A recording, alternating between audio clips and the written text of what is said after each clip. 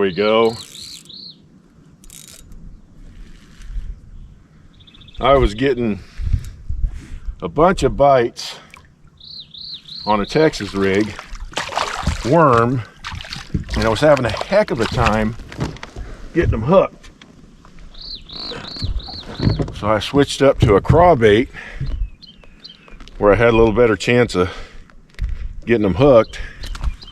And this guy hit right off the bat. Nice little fish. This is that Berkeley bait I've talked about. It's actually become my my new craw bait. And I should have been throwing this. I had so many bites on a worm, but they just weren't getting it. They were literally hitting the tail. And no matter how long I wait, they just hang onto the tail. I go to set the hook, I think I have them. They hung onto the tail almost all the way up to the boat and let go. So I went with this. And that way there's not much room to miss that hook. And this has been a key bait for me out here. I've enjoyed it. I'll give you my setup in a little bit. I'm throwing it on a spinning rod today. Let's see if I can get another one.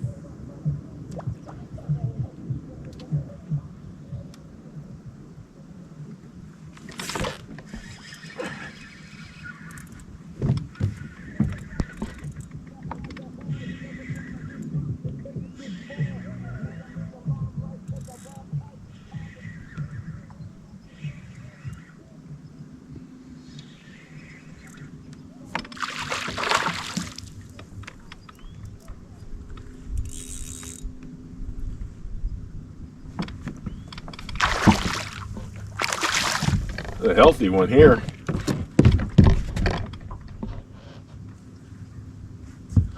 Yeah, this one's real healthy here. Try to bring him around here. Make it just a little bit easier to get him. Healthy fish though. Real nice. Yeah, this is another one on a Texas rig. I'm gonna give this one away real quick.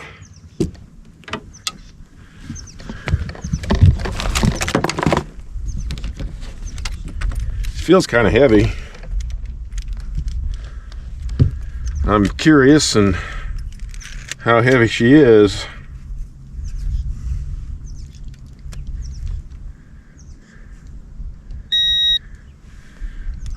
£1 pound, 15 ounces. Almost 2 pounds. Just an ounce off 2 pounds. Nice fat belly. Beautiful eyes. Getting it done. Yeah, I'm getting a lot of these fish in the rocks. So I know where they're spawning right now. Well, right here in this area, as well as other areas where there was rock, I did really, really good today. And one of the things that, you know, really caught quite a few of them, got me a bunch of bites, and that was a Texas rig. Now, not everyone likes a bait caster. Not everyone is comfortable with a bait caster.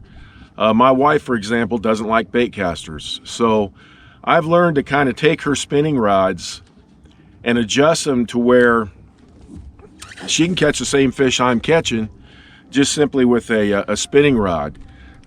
Let me show you what I'm talking about. So this right here is an Okuma rod. It's a 6'10". There's one problem with it as far as for Texas rigging.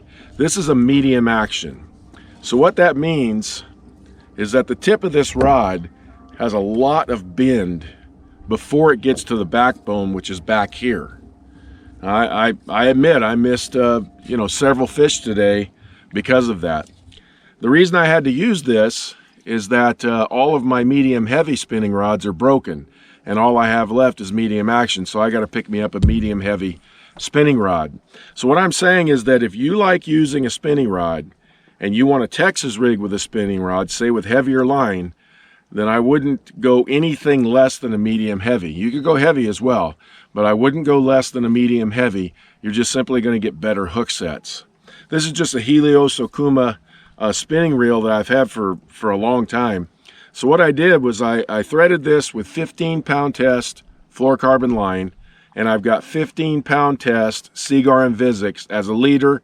Leader is about 10 to 12 feet long. On the business end here, I've got an 1/8 ounce tungsten weight. I've got a 3/0 Gamakatsu extra wide gap hook, and I've got that little Berkeley chitterbug, the little Berkeley chitterbug.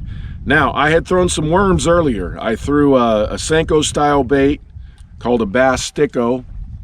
Man, they were just biting the tail. I just, no matter how long I waited, I could not get them hooked very well.